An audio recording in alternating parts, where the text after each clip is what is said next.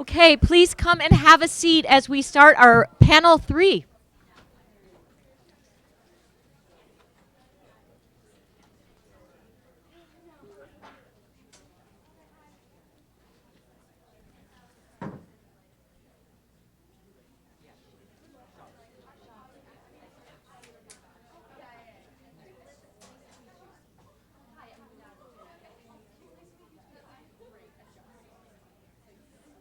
Okay.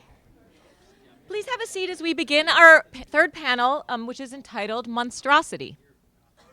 I'm Tyke O'Brien from Flint Ridge Prep, and it is my honor to introduce our first speaker from Windward, and that is Lucas Schauberg.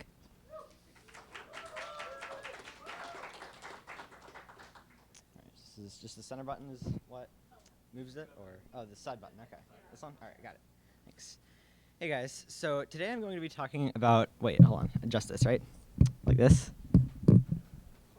How do I?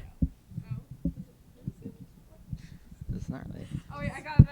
There we go. Okay, all right, we're good. All right, so today I'm going to be talking about social status. So specifically, I'm going to be talking. Wait, there you go. Okay, yes. About the novels Frankenstein by Mary Shelley and Never Let Me Go by Kazuo Ishiguro, some current issues regarding social status, how these novels deal with the issue of social status, and finally, what we can learn from these novels about dealing with our own issues. So first off, I want to give a little bit of background on the novels because otherwise this wouldn't make a lot of sense. So Frankenstein, few of you may have heard of it. It's about a mad scientist who creates this hideous monster that everyone's afraid of. But the monster has feelings too, and he wants the scientist to make him a girlfriend, or else he'll kill his whole family in revenge. The scientist refuses because he's afraid of the little baby monsters taking over the world. So the monster, of course, kills his whole family in revenge. Never Let Me Go is a science fiction novel, not quite as well known. It came out in 2005, and it's about a future where clones that donate their organs and then die are the answer to all of our medical problems. But the catch is that they still have to live their lives while they wait to donate their organs, and they, of course, have feelings too. This causes a bunch of clones' rights groups to form, and it's in the care of one of these that our protagonists grow up, and it's to them that they appeal for a delay on their donations in the name of true love. Sounds like the beginning of the next teenage dystopian rebellion novel, right? Wrong. One of the protagonists donates his organs and dies, and the other one resigns herself to her fate. The social status aspect of these novels that I chose to argue was that they showed the same thing, which is created beings that society has forced into being outsiders because of their disgust at how these creatures are somehow unnatural, but the different characters in the novels react very differently to that status. Before I go fully into the novels, I want to take a moment to talk about some current issues in America and in the world regarding social status. When we think of social status, we often think of who's friends with the popular kids in high school, or what celebrity has the most Twitter followers, that kind of thing. But it's actually a lot bigger than that. It's about how people and groups of people are treated within our society. To take an example that I think we've all heard quite a bit about recently, American Muslims have faced a massive increase in discrimination and hate crimes within the past couple of years, and just recently, there was an outright ban on travel from several Muslim-majority countries.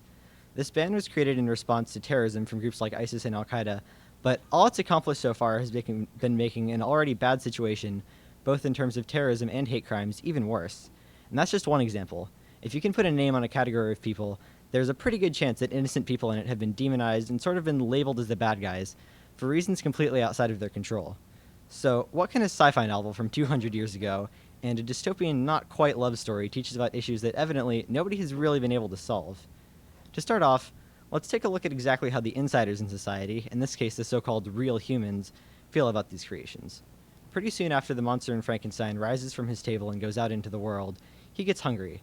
So when he sees a nice, inviting cottage with people that could help him out, he goes in. Doesn't go too well. One of the women faints on the spot, everyone else screams and runs away, and he gets chased out by an angry mob. And remember, he didn't kill anyone, steal anything, or even talk. This all happened just because he walked in the door. After a couple more incidents, he kind of gets the idea.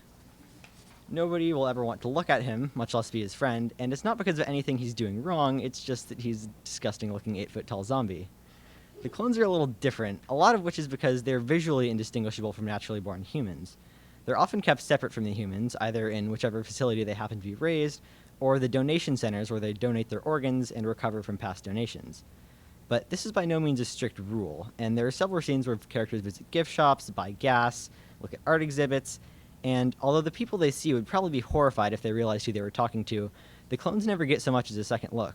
But even this lack of real differences, besides the manner in which they were born, doesn't really generate much sympathy for the clones. So Miss Emily is the head of Hailsham, which is one of the most prominent of these clones' rights groups, and she reveals that everyone except for the volunteers that work directly with the clones only supported them out of political expediency. One genetic engineering, they're going to replace all the humans, scare later, and every clones' rights group in the country is out of money and forced to close down. So we've seen that the creations aren't exactly well liked. Now let's take a look at what they and other groups decide to do about it. First off, the monster. He accepts, eventually, that he can't make humans like him, but he doesn't want to be alone his whole life either. Right? Oh. Yeah. So he comes up with a solution. Track down the scientist who made him in the first place, and force him, by threatening to kill him and his family, to make a Mrs. Monster. Sounds like a pretty good idea, right? Well, except for the fact that Frankenstein really doesn't like him. His threats almost work, and Frankenstein nearly completes the new monster, but he's so scared about what the monster or any kids he has might do that he dumps the whole thing into the ocean, even though he knows the monster will kill his family. To be fair, this kind of makes sense given what the monster has done so far, which includes killing Frankenstein's little brother to express his anger against humanity for excluding him. From here, the monster abandons all attempts to be accepted, and contents himself with making Frankenstein's life miserable. He kills his best friend, kills his wife on his wedding night, and leads him on a wild goose chase to the Arctic where he gets sick and dies.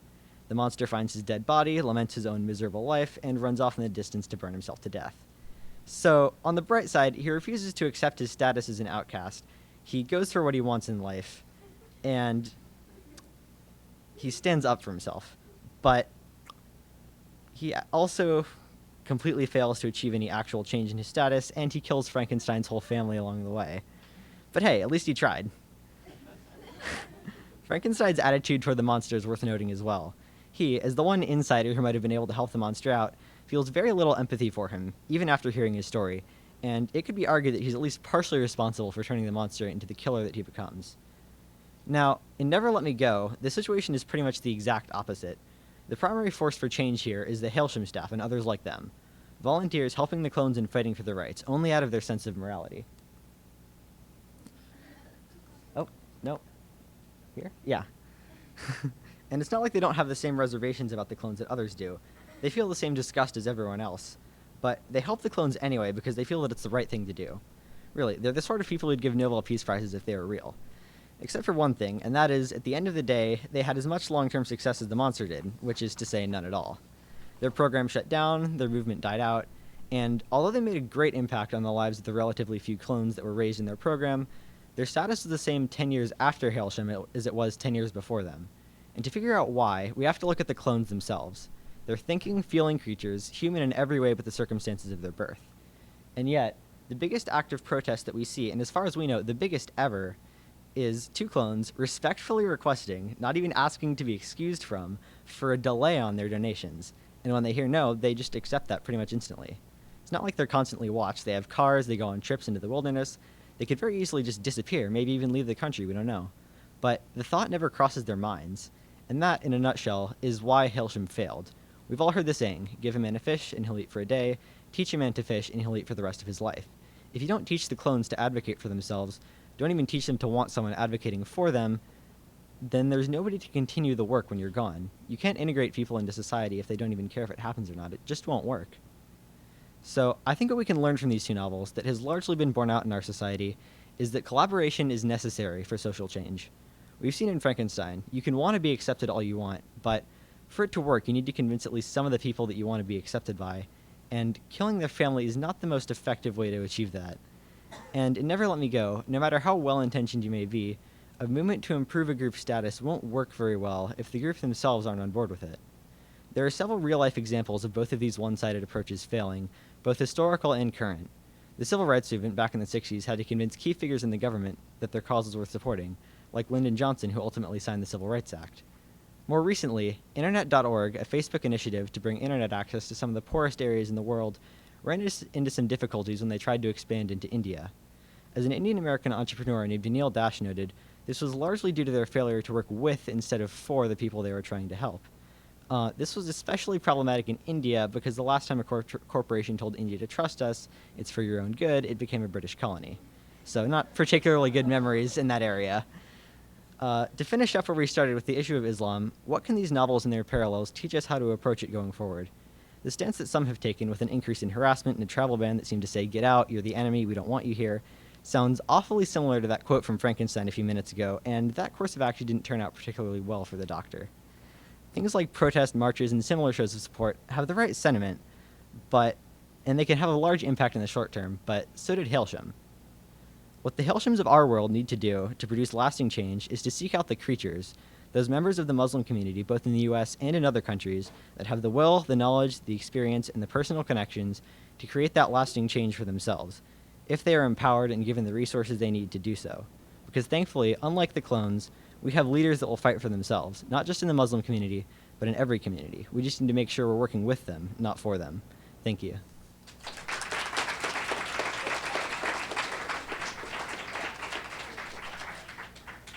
Thank you, Lucas. Our next speaker from Loyola is Nicholas O'Donnell.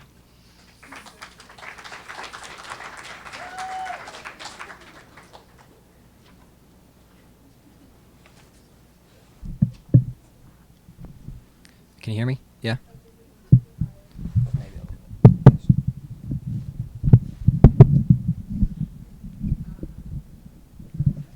Got it? Good? All right, cool. So I did my work on Grendel, which you may not have heard of, but I suspect you've heard of the source material, Beowulf, an Anglo-Saxon epic. John Gardner wrote this in about 1971, and it was a retelling of that classic epic, Beowulf, but from the monster's perspective. A number of other characters also reprised their roles. Beowulf, who was more evidently a transcendent godlike figure, and the dragon, who was an enemy of Beowulf in the original work, and he served as a sort of tutor or mentor to Grendel in this one. What's particularly interesting about Grendel, though, is that the critics of Grendel, those who examine it, and the author fundamentally disagree about what the meaning of the work is. So, when it was initially written, critics praised it for mocking traditional Western views, traditional faith, heroism, love, those kind of values. They contended that Gardner was actually raising up some of the movements of the 20th century. They saw Grendel as a beast hunting for meaning in an absurd and chaotic world. Throughout the novel, they identified some of the trends of the 20th century that I'll briefly define. For example, existentialism, which focuses on individuals as free agents, developing individually through their own decisions. They also identified absurdism, which contends that the universe is essentially meaningless and fundamentally chaotic. And they also saw in the dragon materialism, the belief that the material world constitutes the entirety of reality, and there is nothing metaphysical or transcendental in the universe. Now, John Gardner went on to clarify that he meant literally the exact opposite. That the monster was actually unable to comprehend faith, beauty, heroism, and that you should see him as a monster, not as a relatable anti-hero. And he believed that he was arguing against existentialism, nihilism, and all those other 20th century trends. So how can we reconcile the critics and the author? Are these two views, is one certifiably right, or does the reality exist somewhere in the middle? So that's what I like to write about. I like to quote this, D.H. Lawrence, "Never trust the teller, trust the tale." Now, I'm not saying discount Gardner and just go with what the critics said. I'm saying we should look at the text itself, examine the textual evidence, and see if we can come up with something that reconciles these two viewpoints. And if you look closer, these seemingly contradictory elements actually complement each other and must necessarily coexist. Starting with Grendel himself. Starting with Grendel himself and his own mind state. Grendel is neither the great absurdist hero of the critics, nor is he the blasphemous monster of Gardner. He sees a great deal of chaos in the world, but he's drawn to the orderly narratives of humans, particularly the bard. The constant push-pull dynamic establishes the possibility for harmony between the worldviews of Grendel and humanism and the broader intellectual trends that they represent. And this sets the stage for the entire collapse of this duality in the novel. Grendel struggles to commit to one dominant philosophy, and that sets the stage for this. Grendel himself is a contradiction. He is one of the greatest and most evident paradoxes in this work. This particular line is spoken by the dragon, the materialist, and while Grendel sees himself as this agent trying to explain to the humans through his own violence that the humans are false in their narratives and that art and beauty do not exist, the dragon says that his chaos allows the humans to define that art and culture. They necessarily coexist. All the chaos that Grendel is, the chaotic world of which he is an agent, is what provides the source material for the art and culture of the humans, and the faith and the heroism. And where Grendel saw a chaotic universe, the omniscient dragon, and because he is omniscient, we can take his word for with greater weight than Grendel's. He sees two oppositional yet complementary forces. Another profound dualism can be seen between the dragon and Beowulf.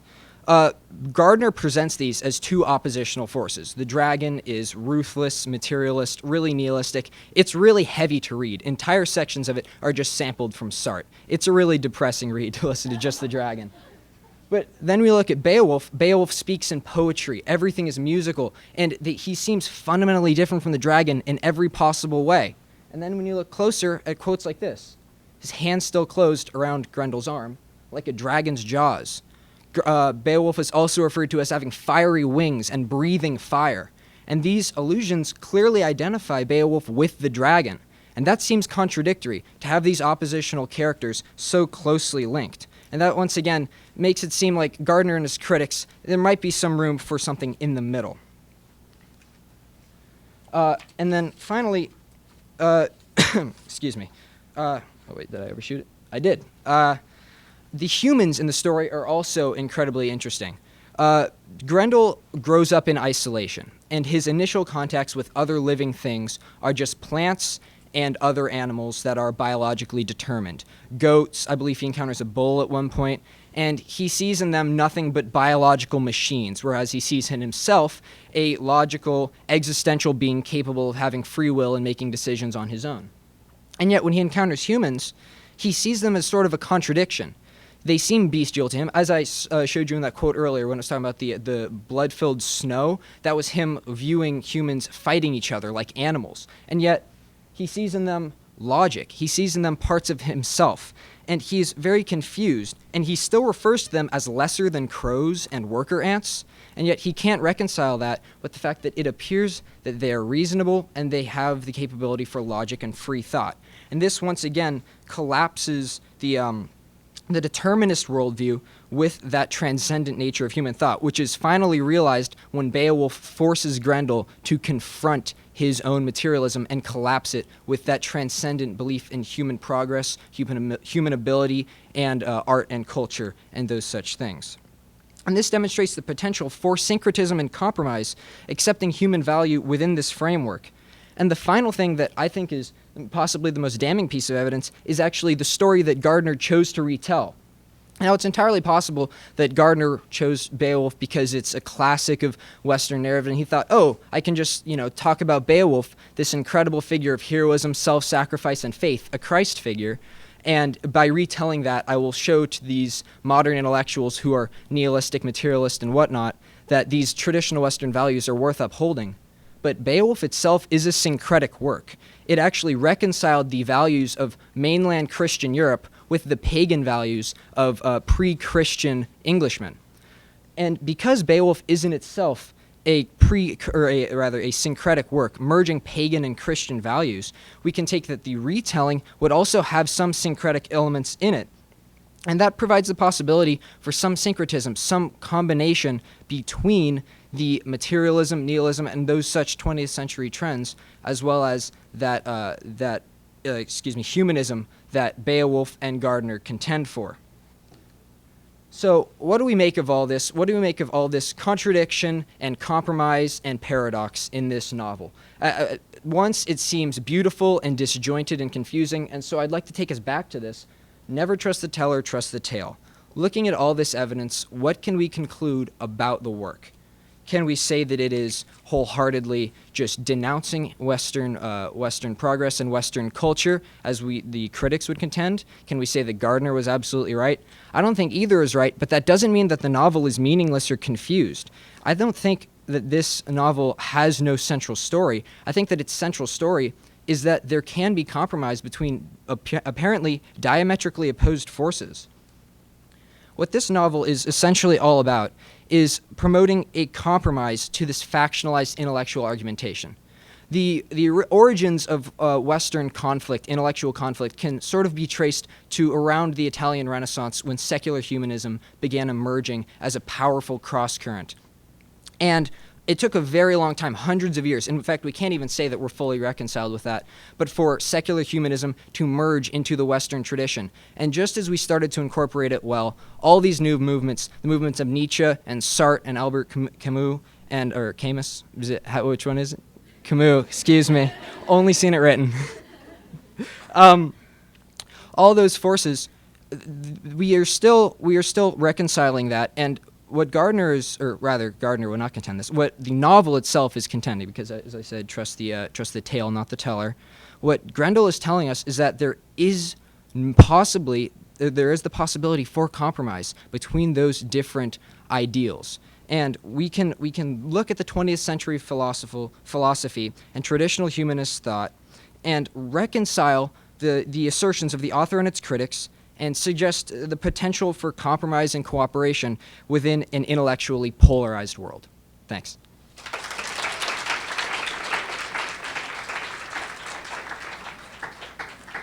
Thank you, Nicholas. Next up from Archer, we have Lulu Cerrone.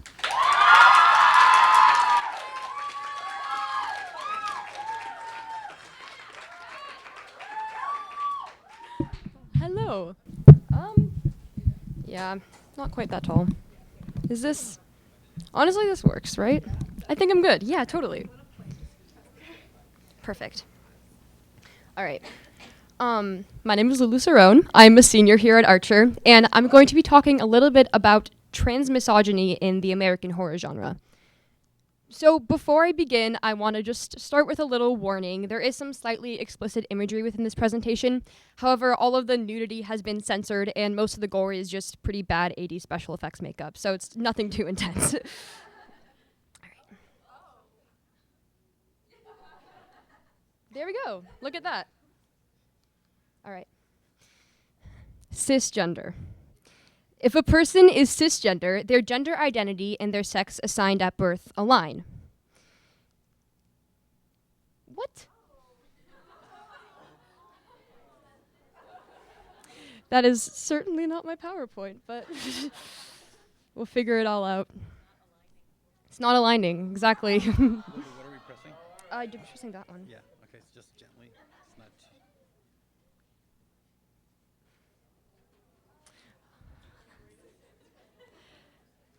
I'm definitely not that funny, or else I'd tell some jokes or something, but I'm just gonna wait it out instead. Here we go.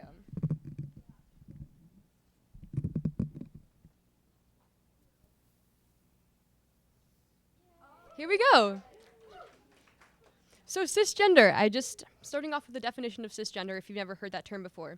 So once again, their gender identity and sex assigned at birth align. So here are some cisgender female characters that you may have seen in movies and TV shows. Just gonna raise this level. Transgender. If a person is transgender, then their gender assigned at birth and their gender identity are different. And here are some lovely examples of transgender female characters that you can find in movies and TV shows. And yes, every single one of them is a brutally wicked, homicidal maniac. So up until recently, the transgender community's representation in film was pretty much confined to the horror genre. In fact, the first film to ever use the now antiquated word transvestite was Alfred Hitchcock's 1960 horror film, Psycho. Oh my gosh. Alrighty.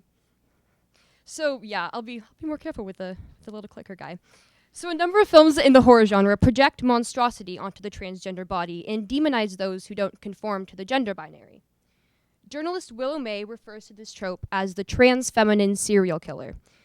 The trans feminine serial killer is a murderous antagonist who is assigned male at birth and either identifies as a woman, wears women's clothing, or presents themselves as female. In all cases, however, the film places their non-cisgender identity or expression at the core of their madness. Here are posters for just some of the movies that include this trope. So consider the irony here. Members of the transgender community are among the most marginalized in American society today. They aren't the perpetrators of violence and discrimination, but rather they are the victims. So why is their plight reversed within the horror genre? Why does the trans feminine serial killer even exist in the first place? These were really the questions that inspired my paper and guided my research. And this is ultimately the conclusion that I reached. The trans feminine serial killer trope in the American horror genre exposes and exploits the nation's fear of deviation from the gender binary, specifically when it revolves around the subversion of masculinity. As a result, the trope pathologizes gender nonconformity and perpetuates a detrimental misunderstanding of the transgender community. So I know that that's a pretty dense answer, so I'm going to take you through my research process. I decided to structure my paper by answering a series of questions. So first, I wanted to learn more about the history of the trope and really where its origins lie. I found that the trans feminine serial killer can be traced back to the late 1950s, when the gruesome crimes of a man named Ed Gein, who's shown on the left, provoked nationwide disgust. Gein was raised by an abusive mother, but he nevertheless adored her. And upon her death, he was overwhelmed with guilt and grief and began raiding cemeteries, stealing corpses that resembled his mother, and fashioning keepsakes and articles of clothing out of their body parts. So his obsession with his mother, along with the fact that he made clothing out of female skin, led many to believe that Gein suffered from gender dysphoria and identified as a woman. These rumors about Gein were most likely a product of cultural anxiety. Transgender identities were just entering the American dialogue in the late 1950s, largely thanks to Christine Jorgensen, who was the first woman in America to undergo gender confirmation surgery. So this really created an attitude of confusion and uncertainty surrounding the transgender community among Americans. And, it will never truly be known whether or not Gein identified as a woman, but nevertheless, this part of his story is really central to the characters that he inspired in the horror genre and really just how we remember him in general. So soon after Gein's case was publicized, Robert Bloch published the novel Psycho, and Alfred Hitchcock soon adapted the novel into a feature film. Psycho famously laid the groundwork for the trans feminine serial killer trope. Psycho features a man named Norman Bates who, after killing his domineering mother, becomes consumed by guilt and adopts her persona in order to create the illusion that she's still alive. Although it's arguable whether or not we could consider Norman Bates a transgender character, his cross-dressing and assumption of his mother's identity are seen as integral to his insanity. Psycho marked a monumental chapter in the history of cinema, but it also spawned the psychotic gender deviant, a trope that continues to plague film to this day. So the decades following Psycho really solidified the presence of the trans feminine serial killer in the horror genre. Some films continued to take direct inspiration from Ed Gein's story, while others solely capitalized on the shock value that Psycho achieved through Norman Bates' gender subversion. The Sleepaway Camp trilogy of the 1980s is a very powerful example of this. The film focuses on a teenage girl named Angela, who's at a summer camp when a series of murders occur. The final shot of the first film, which is widely considered in many online horror circles to be one of the scariest twist endings of all time, simultaneously reveals Angela as the murderer and as biologically male. That's right, you see her penis. Here's a very censored version of the final shot. It's quite dark, but it's considered to be extremely disturbing. And this really strongly reflects the fact that there's still a strong cultural unease surrounding the transgender community that persisted well into the 1980s. So the most notable film featuring a trans feminine serial killer after Psycho was The Silence of the Lambs. This 1991 thriller follows an FBI agent who seeks help from a cannibalistic serial killer in order to track down Buffalo Bill, who is a transgender psychopath, essentially. And although Bill identifies as a woman, I'm going to be using the he/him pronouns to describe him since that's what's used in the movie. So Bill's character was likely inspired by Gein, and essentially he murders overweight women and uses their skin to create a woman's suit for himself because he was turned down from gender confirmation surgery. And although Silence of the Lambs incorporates Bill's gender into conversations rather than ruthlessly exploiting it as a plot twist at the end, the thriller still blatantly invalidates trans identities and attributes them to a state of confusion. Silence of the Lambs lifted the trans feminine serial killer from the dusty bin of the slasher realm and reintroduced it to a mainstream audience, perpetuating the harmful trope and preserving transphobia in the horror genre. So, the trans feminine serial killer trope stems from the story of Ed Gein. But why do we fear trans femininity in the first place? In order to answer that question, we must examine the root of the trope's monstrosity. Monstrosity, in essence, is based upon the destabilization of binaries. When you break it down, almost all archetypal monster figures are hybrids of two opposing concepts. For example, the werewolf dissolves the human-animal binary, the zombie is a combination of life and death, and the demonic possessed child blurs the line between innocence and evil. Because such binaries provide humans with a sense of structure, the monster induces panic by eradicating these distinctions. So one of the most profound dichotomies in Western culture, the male-female binary, the transgender body destabilizes its deep-seated social construct, and thus, from a very cis-normative perspective, evokes a feeling of anxiety and conjures an image of monstrosity. This notion of the monster as an ambiguous being that dissolves a male-female binary is really exemplified by Norman Bates in the climax of Psycho. So I'm going to show you a quick video clip from Psycho, and if you haven't seen the movie, don't really worry about the context. Just focus on the woman who shortly appears in the doorway.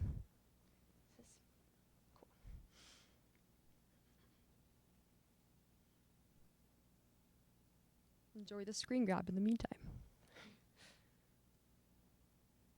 If it doesn't work out.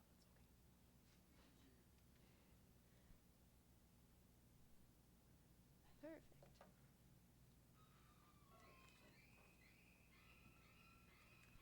So there's the woman. And the victim's boyfriend attacks the woman from behind and soon reveals that she is actually Norman Bates, wearing his mother's clothing and a wig. So as you can see, while the boyfriend is grabbing Norman, he sort of contorts his body and shrieks. And these contortions, kind of a more traditional form of demonic monstrosity, dramatize the dissolving of the male-female binary as Norman sheds his mother's clothing and reassumes his masculine form. Also, I don't know if you caught this, but Hitchcock includes a close-up shot of the wig falling to the ground, really forcing the audience to digest Norman's gender subversion. By destroying the male-female opposition, Norman Bates unnerves the audience and embodies the monster. So, it's important to note that transgender killers in horror films are exclusively female-identifying or expressing individuals who were assigned male at birth, being directed by cisgender men. This suggests that the anxiety provoked by the trope is also fueled by a fear of emasculation. I looked at Freud's theory of the uncanny to further explore this idea. So part of Freud's theory is that experiences in adulthood that recall previous psychic stages elicit a strong sense of discomfort. Because Freud believes that cisgender men develop castration anxiety during the phallic stage of psychosexual development, anything in male adulthood that subliminally recalls this emasculating anxiety is perceived as uncanny or scary. Thus, from a Freudian perspective, the transgender woman, cross-dressing man, or any other effeminate expression by a male assigned at birth threatens cisgender men subconsciously, contributing to the fear that the murderer provokes. So this is really clearly illustrated by the infamous dancing scene from Silence of the Lambs. Here are some screenshots from that scene. So during the scene, Buffalo Bill is applying makeup, putting on accessories, and dancing nude in the mirror, while his trapped victim, Catherine Martin, attempts to escape from this pit he has her trapped in his basement. So the sequence ends with a shot of Bill dancing naked, wearing nothing but a shawl, with his penis tucked in between his legs. Here's a censored version here. Yeah, and it's really interesting because The Silence of the Lambs includes a bunch of very disturbing scenes depicting murder and cannibalism, but a lot of film magazines and online horror communities consider this scene to be the most disturbing scene in the film. This is likely because Buffalo Bill embodies the castrated man. From his feminine gender expression to the shot in which he appears without a phallus, Buffalo Bill personifies the fear of emasculation. So the damage that this trope has on society really cannot be ignored. Projecting hideous abnormality onto the transgender body invalidates and degrades the humanity of trans people in real life. Fortunately, with increasing awareness of transgender rights in recent decades, the trans feminine serial killer trope has appeared a lot less frequently in horror films today. However, transphobia and a misunderstanding of the transgender community continue to pervade society. The enduring popularity of films like Psycho and Silence of the Lambs, and the occasional contemporary horror film with transphobic undertones, really keeps this trope alive in the horror genre. And additionally, as you may be aware, recent action by the Trump administration directly attacked transgender rights and invalidated their identities on a national scale. We as a society are luckily progressing towards broader conceptions of gender, but there's still so much work that needs to be done. Humans view gender as a strict, unwavering binary. Your sex assigned at birth places you into one of two categories that will continue to confine and define you for the rest of your life. Those who do not adhere to their designated categories provoke discomfort and even fear, a fear which the horror genre has harnessed and translated into the trans feminine monster. Until we dismantle the rigidity inherent in the gender binary, the stigma surrounding the trans community will continue to cause harm. Trans and non-binary gender identities need to play a larger role in the conversations of cisgender people if we ever want to make any tangible progress. We can take the first step by viewing horror films through this gendered lens and recognizing the blatant transphobia and transmisogyny deeply entrenched in their narratives. Thank you.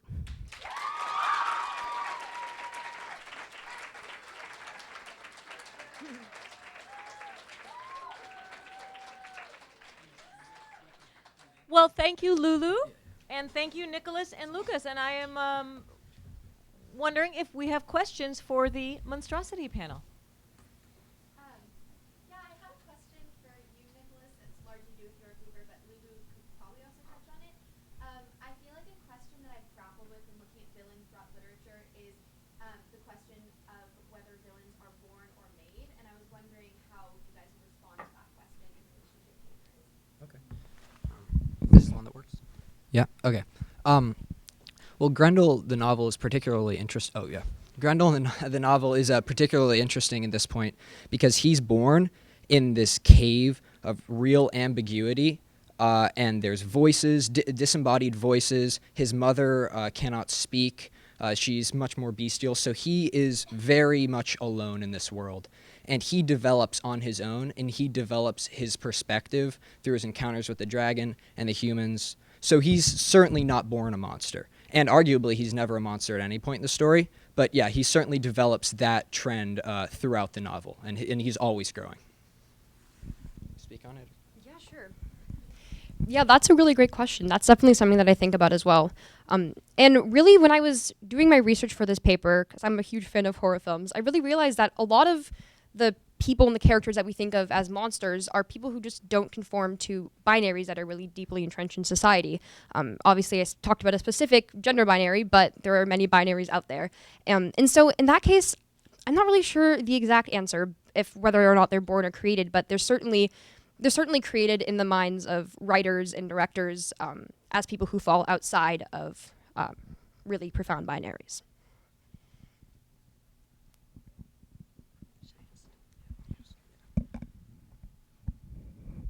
So you all three. Is this on? That would help, I'm wouldn't just it? loud. It's It's just a fine. trick. Yeah, you guys all three kind of touched on empathy, but this question is specifically for Lucas. At the end there, you were talking about like allyship and including the oppressed in the narrative of improving or alleviating oppression. How do you reconcile that point with the idea of like safe spaces or places where certain people don't have the right to enter the conversation? Does that make sense? Like I'm thinking of like the Black Lives Matter movement or certain environments where people don't want white people to speak because they're silencing, black people or other people of color. How do you reconcile that with the points that you made?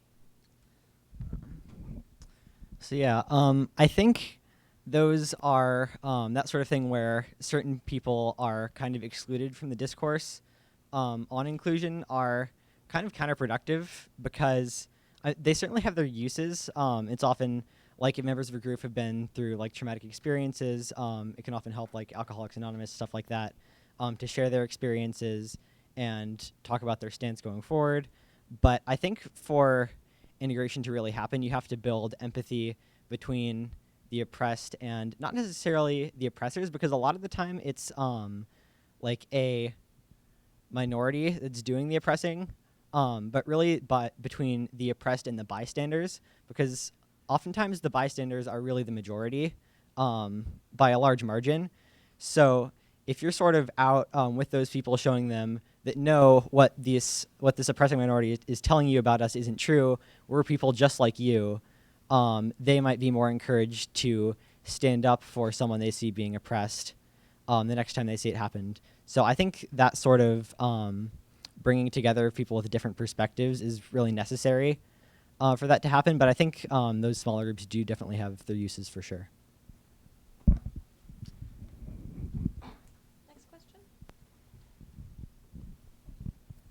So there's a Steinbeck quote from East of Eden that goes something along the lines of, "To a monster, the normal seems monstrous."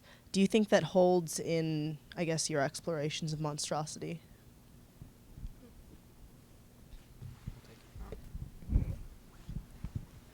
I do think that it does. I think that a lot of monstrosity has to do with isolation, and monsters can definitely, or individuals that we would perceive as monsters and that normalcy would perceive as monsters, certainly do perceive normalcy as monstrous. And I think that there's actually another quote that I really like, which is the cost of, I can't remember who said it, the cost of sanity in this society is a certain degree of isolation. And I think that that kind of holds true where any sort of normality, whether it's any sort of normalization, and normalizing any sort of behavior or activity, while sometimes necessary, is going to yield certain consequences. And one of those consequences is people who are inclined to behave outside of that are going to feel both isolated by that and feel as if what everyone else is normalizing is monstrous to them.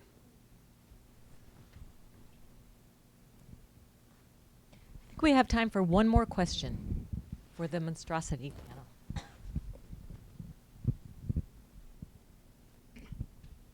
This one is for a dear old pal, Lulu Cerrone, who did a stellar job.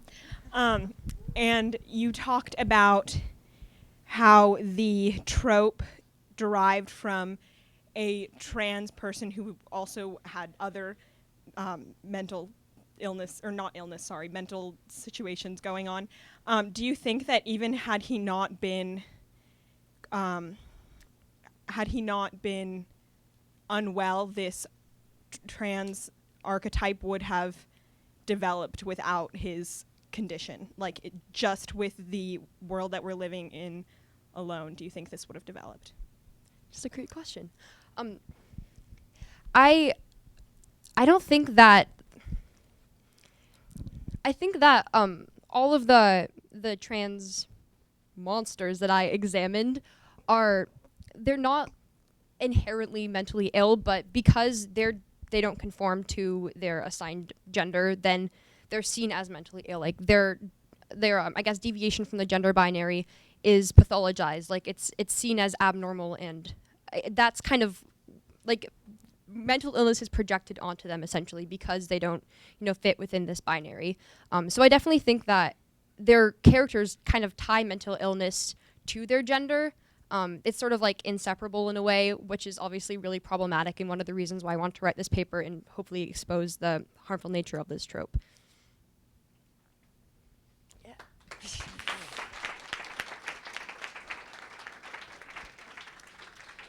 Well, thank you again to our panel on monstrosity. And in 5 minutes, we will begin the next one, which is called Culture Shock.